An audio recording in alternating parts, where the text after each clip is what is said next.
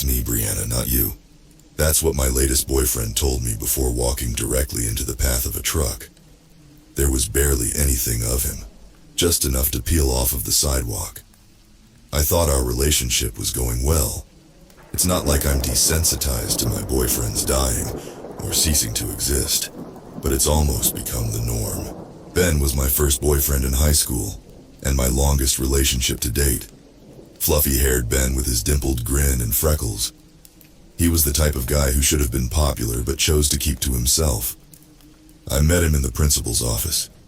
Ben was being lectured for sneaking around, and I was handing in a late assignment. All he did was wink at me, and I fell hard.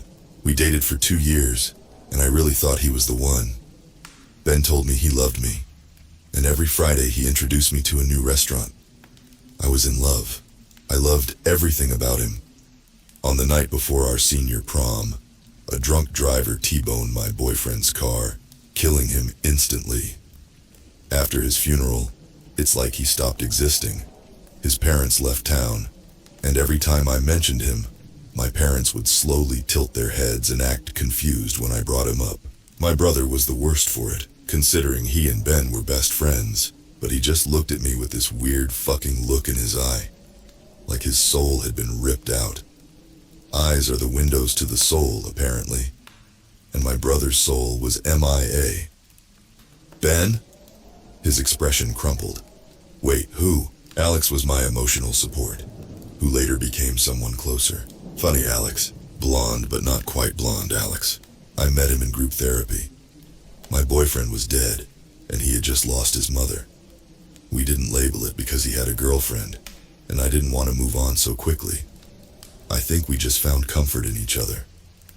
Eventually, though, Alex became something I wanted to label. His sense of humor was a breath of fresh air. I didn't go to college because of Ben's death, settling for a mediocre barista stop in town. Alex came in every day with fresh coffee and a sugar cookie. I think I loved him. I told him that. Half asleep, I told him I wanted to try and be something more with him. Alex looked taken aback but happy. We spent the night together. The morning after, I woke to my mother screaming. Alex was dead in the bathroom, his blood splattering, staining pristine white. According to the first responders, he died of a self-inflicted head injury. The exact same thing followed. I attended his funeral, and Alex's family disappeared. This time I went back to his house, but according to a neighbor, his house had been abandoned for 10 years. I had eaten pancakes in his kitchen just days earlier. I broke in to see myself, but my neighbor was right. The hallway was piled with ancient mail and threats of eviction. Alex's room didn't exist. Instead, a storage room filled with boxes. When I got home, my family had already forgotten Alex's existence. The town had forgotten him, and yet his blood still stained my bathroom. Following Alex's death, I was terrified of getting too close to people, but Esme made it hard. She was my third relationship. We met at a bar. I was extremely drunk and convinced I was cursed to kill all of my romantic partners. Esme, cute Esme, crooked teeth and smudged lipstick, and warm Esme. Do you know that person you meet and you instantly connect with them? The person you're sure is your soulmate. That was Esme. I told myself I wouldn't get close to her, but I was already talking to this girl, already pouring my life out to her. Esme sat and listened, her chin resting on her fist. She was a first-year creative writing student, and she had a cat called Peanut. I didn't remember much after that.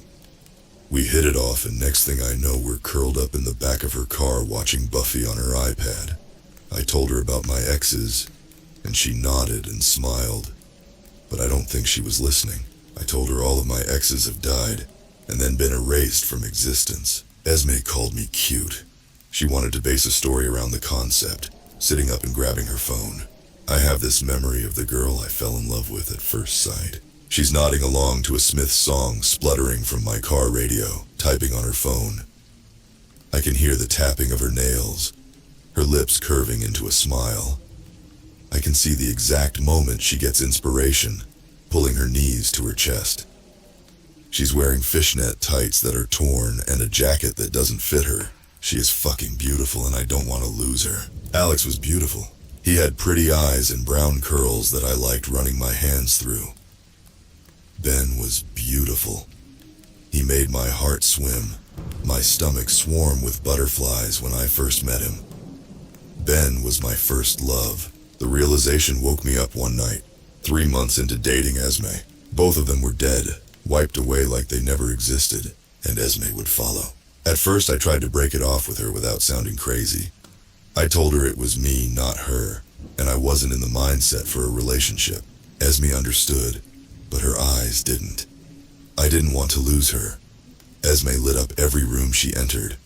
Her obsession with thrifted clothes and badly written poems, and her irrational fear of pandas, made her someone I wanted to be with. So I stayed with her.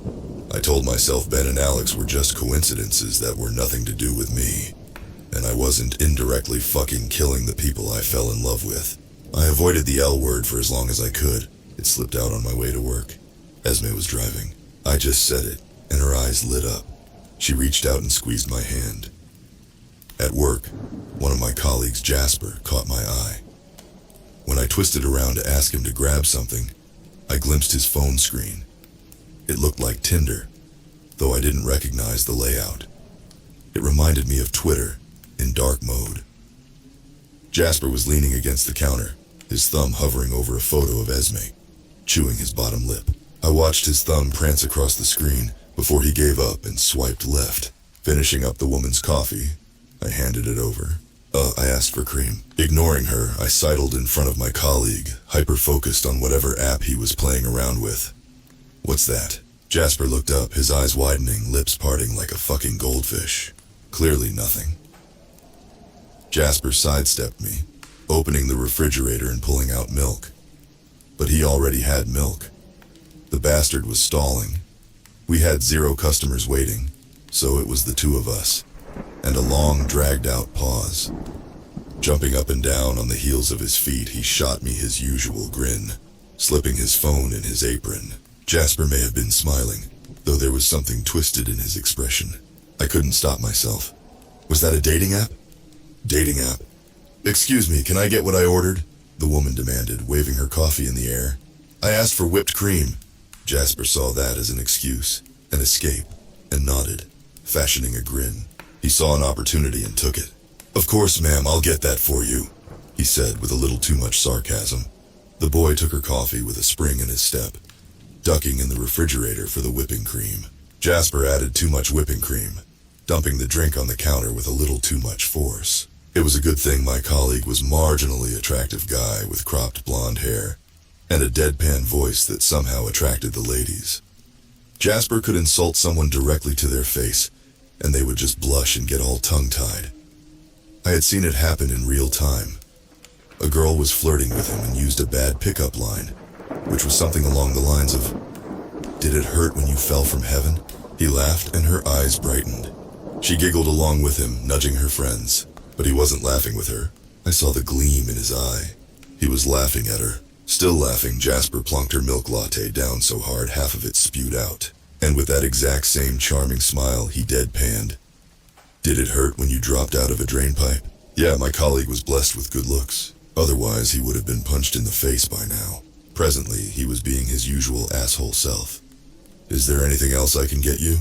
The woman shook her head, pulling a face. Jasper had, essentially, ruined her drink. It was more cream than coffee. When she left the store, I situated myself in front of him when he was counting cash. "What were you just looking at?" I nodded to the guy's phone sticking out of his pocket. "Was it like a dating thing you were on?" Jasper didn't even look at me, his lip curling. "That's kinda rude," he hummed. "I don't peek at your phone." "Esme Hope," was all I could hiss out. Was she on that dating app? My colleague proceeded to stare at me like I'd grown a second head, before his half-lidded gaze flicked behind me. Jasper's expression brightened. "Oh, Hannah is calling me," he said, choking out a laugh. Hannah was not calling him. She was in the break room getting high. Jasper slowly backed away, maintaining his smile. "I'll be back in a sec, all right?" He grabbed that same carton of milk with a grin. "Don't you just love when your milk stays fresh?" "What?" "Fresh milk. He grinned. Mulberry Farm's finest. Jasper was darting away before I could coerce a sentence. After work, I texted Esme as usual. She was my ride on Fridays. Esme didn't reply. I texted her again, a little more panicked. Hey, are you okay? When I called her, an automated voice told me she wasn't available. Already feeling sick to my stomach, I drove to her place myself. I could see the flashing lights before anything else, blurred red and blue, sending my thoughts into a whirlwind. It took me 10 minutes to muster the courage to jump out of my car and ask a pale-looking deputy what was going on. I tried to jump over the yellow tape, only to be politely pulled back. Carbon monoxide poisoning, the deputy told me. The whole family is dead. He sighed. Mom, Dad, and their daughter in college. I think he was trying to be sympathetic, awkwardly patting me, but I was already on my knees, all of the breath dragged from my lungs. Luckily, it's just like going to sleep. Monoxide is a silent killer. Monoxide is a silent killer. Was that the same as, I'm sorry, Ben was in the wrong place at the wrong time, and Alex was silently suffering. He did what he thought was best. I didn't go to Esme's funeral. Mom and Dad and Will had already forgotten her, just like the others. What I did do, several days later, when her name wasn't even a memory anymore, I bought flowers from the store. Roses were Esme's favorite. The seller was around my mom's age, a plump-looking woman wearing a floral dress, long red hair tied into a ponytail. She was on her phone humming to a tune on the radio, The Smiths. I hope she likes them, the woman said, wrapping the flowers in red ribbons. She had a strong southern accent that immediately annoyed me. I took the roses, stuffing them in my bag. What did you say? The seller cocked her head. How did you know they were for my girlfriend? The woman sighed, placing her phone on the counter. I glanced at whatever she'd been so interested in, but the screen was face down.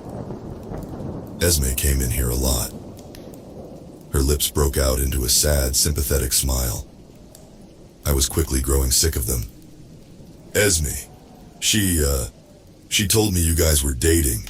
Esme was always buying roses for her room. Sometimes she would stand in here for hours and just stare at flowers. I think she found comfort in them. The woman sighed, fixing me with what I could only describe as a pitiful pout. Ugh, I hope you can find the same comfort, she murmured. The seller handed me an extra rose and I found myself reaching out for it, my eyes stinging. Fuck. I hadn't cracked in at least 15 hours, and that was a record. But now I could feel myself splintering, tears trickling down my cheeks. The flower lady squeezed my hand. I'm sorry, sweetheart. If it makes you feel better, it's just like going to sleep. Monoxide is a silent killer. Her words were familiar, exactly what the deputy said. Before I could speak, she dumped weed killer on the counter. Did you know our plant killer is $10.99? Her sudden bout of energy took me off guard. I tried to smile. I don't want any plant killer. The seller nodded, handing me another rose. Oh, of course, darling. But it is $5.99 just for today. Something pricked me and I hissed out, wafting my hand. Damn thorns. I could already see a single spot of blood. I nodded, sucking my teeth against a cry. Thanks, but I'll skip it this time. I took the roses to what used to be Esme's grave. Now it was an empty headstone with no name, no memories, no flowers, nothing. Just like Alex and Ben, Esme had been reduced to dirt under my feet. I stayed at her grave for a long time, long enough for the sky to grow dark and my thoughts darker.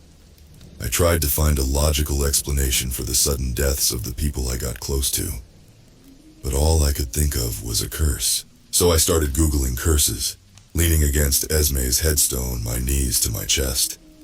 Had I been cursed? Was my family cursed? According to Google, a cursed object connected with the curse itself, which could be anything, though I didn't remember visiting any ancient ruins or an old church. With zero answers, I headed home. I passed a guy playing the Smiths in his car, then a group of older women wearing ripped fishnets. Esme was following me. just like Alex's smell. Fresh coffee and rich chocolate. Ben's cologne filled my car last summer. His favorite band was playing all day on our local music station. I drove around with no destination, listening to each one on repeat, until I was losing him all over again. The sweet aroma of flowers followed me all the way home, and I was tipsy on the smell, when I found myself face to face with a boy. Under the overexposed streetlight, this guy was almost ethereal. Thick brown hair and freckles. He reminded me of Ben, which wasn't fair. I thought I was hallucinating him before he came closer, bleeding from the shadow. I saw more of him. White strips of something wrapped around his head. Wrong. The words slammed into me when I glimpsed his clothes. Filthy. The guy was wearing a white button-down, a single streak of bright red ingrained into the material. His white pants were torn, glued to his legs. He was barefoot, the soles of his feet slapping on wet concrete. I didn't realize he was in front of me, nose to nose, until he shoved me. Hard. Josie. His voice was a whimper despite his narrowed eyes, his lips twisted into a scowl. He was crying, and had been crying, every heaving sun sputtering from his mouth. The boy shoved me again and I staggered. His ice-cold breath grazed my cheeks. "What the fuck did you do to my sister?" "Sister?" I whispered. Something wet landed on my cheek suddenly. Rain. I wasn't expecting a downpour. The weather was forecasted to be clear. To my surprise, the guy let out a harsh-sounding laugh. The two of us were slowly getting drenched, but neither of us were making a move to get out of the rain. My hair was glued to the back of my neck, my clothes sticking to me. But somehow I wanted to stay in the rain. It was refreshing. When a thought hit me, telling me to get out of the rain, it was shoved to the back of my mind. The guy spat water out of his mouth, shaking his head like a dog. "Of course," he muttered. "Drown me out with the rain." I found my voice, my gaze glued to intense red seeping through the bandage stapled to his head. He looked like he'd escaped an emergency room. "I don't know anyone called Josie," I said. "I think you've got the wrong person." The guy's eyes narrowed. He stepped closer, grabbing my shoulders, and I noticed how hollow his eyes were. Empty caverns carved into his skull. Eyes are the windows to the soul, and this guy was completely soulless. "I'm only going to say this once," he whispered. "What did you do to my sister?" Before I could respond, the guy was being violently grabbed and dragged back. Figures who appeared seemingly out of nowhere. "Let me go!" he cried out, struggling. "You fucking assholes, let me go!" His screaming became muffling when his cries were gagged. "You promised!" he yelled, his cries collapsing into a sob. "You said if you took me, she wouldn't get hurt. So where is she?" He met my gaze, his expression crumpling, something inside him coming apart, splintering by the seams. "You can't take both of us. This wasn't in the agreement." When he was dragged further back, I noticed a car parked at the side of the road. The boy was pulled inside. At first he refused before an extra pair of hands shoved him. "You fucking I heard his fist slamming into the windows. "Don't take me back there, please, just let Josie." His cries once again collapsed into angry muffled screaming, and I felt my hands moving towards my pocket for my phone. This was a kidnapping, right?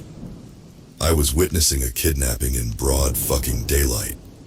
A shadow was suddenly in front of me, and I jumped, tearing my eyes from the car. Jasper, my colleague. He was still wearing his apron, and to my confusion, was swinging a carton of whole milk. "Sorry, Bree," he winked, speaking in a single breath. "As you can see, our friend here had a little too much to drink." I nodded, craning my neck. Jasper stepped in front of me, maintaining a grin. "Who is he?" This time I sidestepped away from him, only for him to copy. "Just a guy," he said. "As you can see, he's a little." Jasper prodded his right temple. "Let's just say he's got a few too many screws loose." Jasper laughed, staying stock still, blocking my way. When I made a move to counter him, he stepped in front of me, his eyes hardening. "I heard he lost his family a while ago in a..." He pretended to think. "Oh yeah, a car crash." Maybe a gas explosion. I'm not really sure. I could hear the car behind him, and once again I tried to dart past him. But he was quick to block my way. He was getting closer to me, very subtly backing me in the opposite direction. Anyway, this guy is kind of nuts. Dude still thinks he's got a sister. When I lost patience and shoved him out of the way, the car and the guy was gone. See? Jasper rolled his eyes. He was still holding milk from work. My head spun.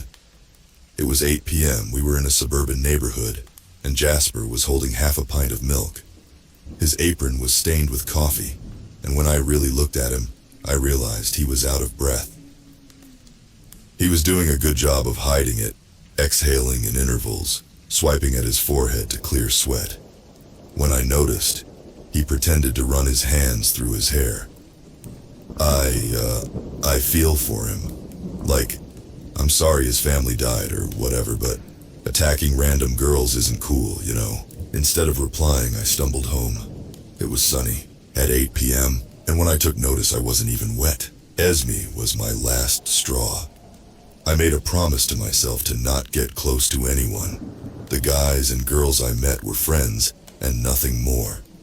Weirdly enough, the only guy I was getting close to was my colleague. I don't know if it was brain damage, or I was finally losing the plot, but Jasper's shameless cruelty towards customers, and that quirk in his lips when he made them cry, was kind of hot. However, he was playing hard to get. And I mean really playing. I was in storage trying to find vegan milk, and he was suddenly a fucking expert, spewing milk facts. When I slammed the refrigerator door shut, he was inches from my face. In the dim light from a single spluttering bulb, his eyes reminded me of coffee grounds. I thought maybe he was going to kiss me, judging from his softening expression. I felt his hands go around my waist, and I felt myself immediately melt. I don't know what came over me. It's like one minute I hated him and the next, I was suddenly hot, really hot, and I really wanted to take my clothes off. I thought that's what he wanted to do too. I mean, his gaze followed mine, piercing, fingers playing with the buttons on his shirt, before he leaned forward, his breath in my face. Did you know that Mulberry Farms is an award-winning brand of milk in our town, and only our town? Mulberry Farms was bred and made right here, and suddenly I was no longer hot and bothered. I didn't, I said, ducking into a crouch to search the shelves. Have you seen our vegan milk? We did have some. 3-time winner, Jasper continued. When I jumped up, he stepped closer, and I felt my cheeks spark. His smile was rare. In fact, Jasper was only smiling when he was talking about milk. Mulberry Farms have the best pasteurization. It's suitable for everything. Coffee, cereal, or maybe you just want a glass of fresh milk to yourself. Perfect for kids too. Breakfast time is Mulberry Farms. Are you having a stroke? I whisper-shrieked. Nope. Jasper twisted around, shooting me a grin. I left the storage, however, with butterflies in my gut. There was no way I was falling for my asshole colleague. Somehow, though, I was. Just standing next to him filled me with electricity. The way he talked down to customers, insulting me to my face. I was thoroughly and disgustingly in love. I tried to stop myself. I showered in ice-cold water. I ate, choked on a ghost pepper. I even asked my brother for advice, who told me to go for it. I told him Jasper had one, of several flaws, but this particular one was off-putting. He's obsessed with milk, I told my brother. Harry lifted a brow. Is that a euphemism, or... He paused for way longer than necessary. So your would-be boyfriend has a milk fetish? I left his room before he could take that conversation further. I wanted to say Jasper was the only one who acted weird, but over the next few weeks I noticed it in quite a few people. I was having breakfast with Mom and she lifted up the box. Choco Flakes, she blurted. Aren't they just the best? I nodded slowly. Yeah, Mom, they're great. I prodded the box with a smile. Only $1.99. There were so many townspeople on their phones. They walked around with groceries or briefcases, their eyes glued to whatever they were swiping through. I was serving an old woman when I caught her phone screen. I could have sworn there was an image of Jasper. She swiped right, and I had a hard time looking her in the eye. The woman was at least in her 80s. And I'm talking, can barely walk, and needs assistance. Was she seriously hitting up 25-year-old guys? Walking home, everyone was on their phones. I stopped at a crossing, stabbing the red light. It started to snow the second I stepped out onto the road. White flakes dancing in front of me. It didn't even cross my mind that it was almost June. The snow was pretty, accumulating on the ground. Oh shit, sorry. Lifting my head, a guy was standing in front of me holding an umbrella. I knew him, but not from whatever was trying to pollute my mind. I knew him from a while ago. I knew him from the rain.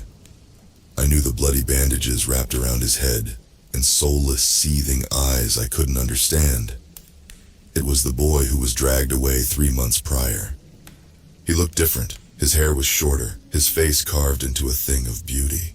The white strips of gauze bleeding scarlet were gone, his filthy clothes replaced with a white shirt and pants, a trench coat flung over the top. I didn't remember him being this handsome. His dark brown hair had been tamed and curled. It was his expression that sent shivers sliding down my spine. His too wide smile and unblinking eyes made me suddenly conscious of 2 bright lights on the two of us. So bright, something shattered in my mind, and I was aware of a lot of things. The snow under my feet was too soft. I glimpsed a single streak of red seeping from his nose, his hands trembling around a takeout coffee cup. Behind me, people were staring. I could see a group of teenage girls giggling. "It's him!" one of them squeaked. "It's the new love interest." "Bree?" His grin widened, snowflakes prancing around us. His teeth gritted together. I could tell he hated every word. "Holy shit, long time no see." He held out his hand and I could see visible pain contorting in his eyes. "Help me." He was screaming through a twinkling smile. "Don't you remember me? It's Sam," he laughed. "From 8th grade." The lights blinked out, and the thought crashed into my mind, static images filling my head. I shook them away. Oh yeah, it was Sam, my childhood friend, but I didn't reply. Instead of saying, "Sam, it's been so long," I found myself walking, stumbling over to the girls, who were rapidly swiping left on their phones. "What's that?" I demanded in a sharp breath. I grabbed for the phone, only for Sam to step in front of me. He settled me with a smile. Behind me, one of the girls fainted. Sam's smile didn't waver, though he did side-eye the girl being carried away. "Why don't I take you out for coffee?" Apparently coffee was the code word for hooking up. Sam dragged me into the nearest coffee store, straight to the bathroom. When he shoved me into a stall, I didn't know what to say. "Take off your shoes," he said in a hiss, and after hesitating, I did. Sam pulled off his jacket, shook snow out of his hair, and got real close. "Look up," he murmured. I did, my gaze finding the ceiling. "To your right. A camera is very well hidden, but can be seen with the naked eye if you catch what looks like a red laser," Sam said. "To your left, another camera, as well as a vent that is currently pumping the stalls with aphrodisiacs. And right now, we are in the red zone. Meaning, you should be conscious." He prodded me and I flinched. "Mostly conscious." His words went right over my head. My mind was foggy. I couldn't think straight. I think I asked him what he was saying, but my mouth was filled with cotton. "Snap out of it," he said. "Like I said, they're making you feel like this." He shoved me against the door, which broke me out of my trance. Slightly. "I hate what I'm going to say right now," Sam groaned, tipping his head back. He was sweating, I noticed. Bad. I glimpsed beads of red pooling down his neck. He noticed me staring. "I'm okay for now. I'm faulty, so the connection is severed." He squeezed his eyes shut. "I think." "What are you talking about?" "Sex," he said, blinking rapidly. I wasn't going to comment on his slurring voice. Sam stumbled, fresh blood dripping from his nose. "We need to do the sex, like." His eyes rolled into the back of his head, but he managed to stabilize himself. "No." "What? Is everything okay in there?" The voice was a woman. She knocked on the stall. Sam's eyes widened, coming back to life a little. "They're paranoid," he whispered. When I could only stare at him, he pounded his fists into the door. "They think we're fucking," he hissed. "So, We need to make it believable. They? I mouthed. He didn't reply, swiping at his hemorrhaging nose. Just move around against the door. That'll fool him. I did, doing my best to shuffle around, slamming my back against the lock. When the metal clanged, he shot me a look. Sex, he hissed, not murder! Sam jumped onto the toilet bowl. There was an open window above him. That's enough, he mouthed, hoisting his way through.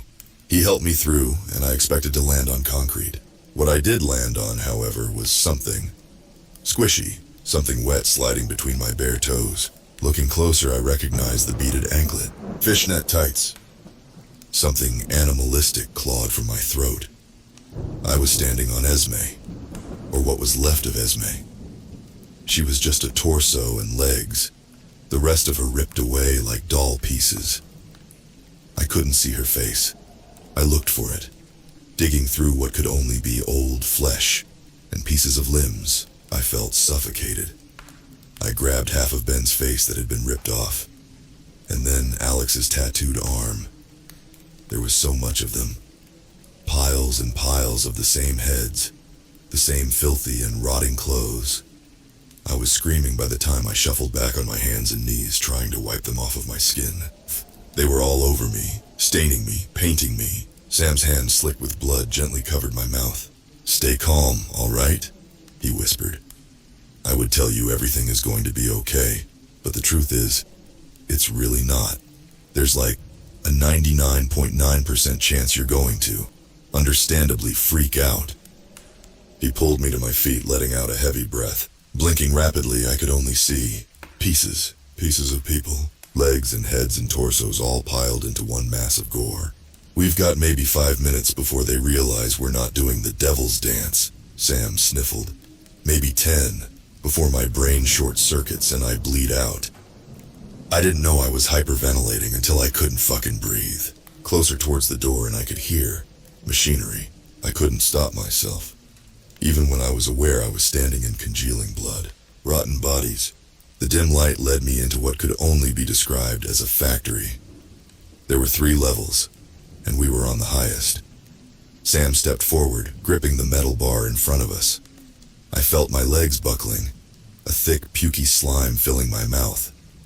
Sue, I guess it all started when Brianna Timberman was 17 years old and rejected by her childhood best friend, Sam Thwaites. Sam's words collapsed into a low buzzing in my ear. All I could see was a conveyor belt filled with people, boys, girls, but most noticeably Ben's, Alex's, Esme's, and Sam's. But they start as Ben's, Alex's, and Esme's. I could see regular people, their hair stripped away, their skin sliced into, cruelly molding them into the exact same 4 faces. When a large looming needle plunged into the back of an Alex's head, I couldn't not watch. I waited for the guy to wake up, but I don't even think he was alive. He stood unblinking, letting this thing twist and contort his face. And it was then, when I realized these things weren't even human. I could see the mechanics built under their flesh. Both living tissue and metal melded together. Brianna's father, who is a lie-idle on the crazy side, with too much cash and not enough logic, took his daughter's rejection a little too personally. Sam continued. So he promised his daughter he would find her the perfect match. I started to speak, the words coming out before I could stop them. My father would never... I didn't say it was your father, Sam said. His eyes darkened. Anyway, as I was saying, the townspeople became unhealthily obsessed with who Brianna would choose. So obsessed, in fact, that the girl's day-to-day life was broadcasted across town, while her potential love interests were ranked, week after week. First there was Ben. Sam's smile thinned. Her high school boyfriend. Sam shrugged. She grew bored of him. Also, he kinda did something unforgivable. He continued. Then Alex. She liked him, but sometimes he was a little too unserious. The guy was a clown. I backed away, but he was quick to grab my shoulders. Finally, Esme, who she truly fell for. I swallowed. Esme is... He cut me off. But I didn't mention that they hurt her, did I? Sam leaned against the bar. Behind him, I could see a figure in white pushing a gurney with a Ben strapped to it. Ben tried to rape her, insisting she wanted it. Alex dumped her on her birthday. Esme ended their relationship with a one-word text. Goodbye. Sam mimed an explosion. That was the nail in the coffin. I caught blood sliding down his nose. You're still bleeding. Sam gingerly prodded his nose. Yeah, it's an effect of the severing. I've been in the red zone too long. I should probably speed this up. He talked faster, his voice collapsing into a mumbled slur. Brianna couldn't take it. Her best friend was ignoring her. Everyone she had fallen in love with hurt her. Esme wasn't returning her calls. Ben was sleeping around right in front of her, and Alex was still being a clown. Brianna's poor parents found her hanging from her bedroom ceiling fan. I shook my head, my thoughts screaming. No! He held a finger up to shush me. Let me talk. Jeez. Sam folded his arms. A grieving father would do anything to avenge his dead child, but Mr. Timberman took finding a perfect match, and the show must go on, a little bit too literally. His sickly smile found me, which also means going stark fucking crazy. The town wanted more of Brianna and her life, so he turned his daughter's failed love life into a town-wide TV show, sending the entire teen and young adult populace into here. He gestured around him, to make the perfect suitors, who wouldn't hurt his new Brianna. Something ice-cold crept down my spine. He cleared his throat. Mr. Timberman grew, let's say, obsessed with getting revenge on these specific 4 people. So he started killing them. He coughed. Sorry, us. Killing us for the funny ha-ha. Look at how many times I can fuck with them bit. And then recycling us into someone completely different. Our names are gone. Then our personalities. Finally, our bodies ripped to pieces and sculpted into Brianna's exes. Sam poked me in the cheek. The cycle continues. They reset your ticker and the town eats it up. They can bring back Esme, Ben, and Alex whenever they want and add curveballs.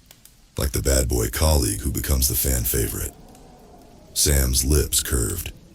For some fucking reason. His eyes flickered open. However, Brianna will never find a suitor because her father is a fucking sociopath. To him and the town, his dead daughter's pathetic love life is entertainment. He held out his arm. See? I tried really hard not to look through the makeup, at noticeable skin grafts. I was a Ben, he said. Then I was an Alex, and then I was an extra. His eyes found mine sad, suddenly. But who I was originally is kinda gone. All I remember is a deal to protect Josie. I gave myself up so they wouldn't take her. Your sister, I said. Sam nodded. His earlier words hit me. He was talking like Brianna Timberman was dead, but I was Brianna Timberman. I was rejected by Sam, yes, but I found Ben. As if he could read my mind, Sam shook his head. Look at yourself, he said, his voice shaking. And I mean really look at yourself.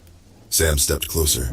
Because underneath all of that makeup and the prosthetics and surgery and fucked up memories, you're just another recycled lump of flesh. He prodded my temple. Who thinks she is Brianna Timberman? His voice was slurring again, a fresh stream of scarlet seeping down his chin. Don't you want to know? His eyes rolled to pearly whites. Before he could finish his sentence, Sam dropped to the ground. I remember warm arms grasping hold of me. Shadows with no faces. They pricked me twice in the back of my neck. A familiar voice in my ear, almost a hiss. Jasper, you are the worst fucking Brianna. When I came to, I was standing up somehow. At work, I am Brianna Timberman. The thought floated around in my head, my memory hazy. Hello? A man was waving his hands in front of me. I asked for iced coffee, lady. Jasper was serving another customer. Bree, wake the fuck up. They were trying to make me think I was hallucinating, which was crazy, because my fingernails were still tinted with Sam's blood. The marks he'd left on my wrist when he was yanking me were still there, bruised on my arm. Bree, Jasper snapped. Snap out of it and make the dude his drink. Right. The word slipped out of my mouth. He caught my eye, winking, and Brianna Timberman internally squeaked. I half wondered what he was. Was he recycled or an unwilling performer? Throughout the day, I was fully aware my words were not mine, like I was on autopilot. But not just that. My thoughts weren't mine either. I spent half of my shift staring at my colleague's biceps. During my break, I went into the bathroom and stood in front of the mirror. I am Brianna Timberman, but even when I told myself that, my eyes were too blue. My smile was too perfect. My teeth, too white. My shaking hands prodded at my face, at someone else's face. So many faces, so many skin grafts. The thought was violent, sending tremors through me. How many people was I wearing? I started to claw at my arms and legs, my face.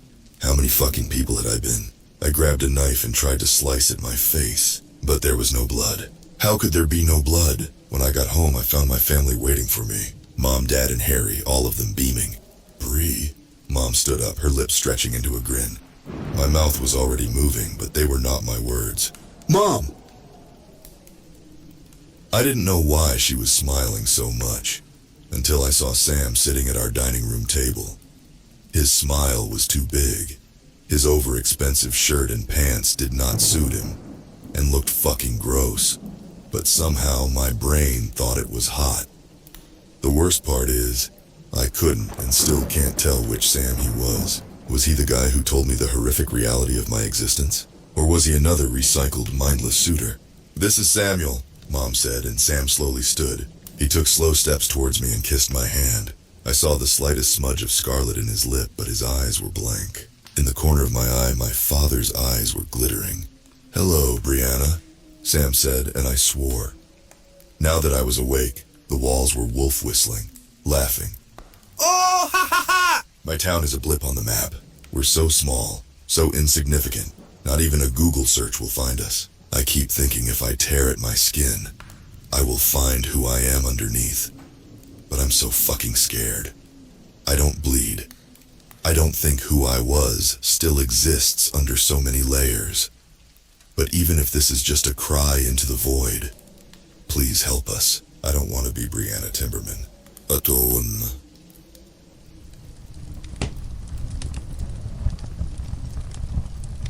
Well, folks, that was an absolutely twisted and chilling story. A huge thanks to the original author Trash Tia for this truly disturbing tale.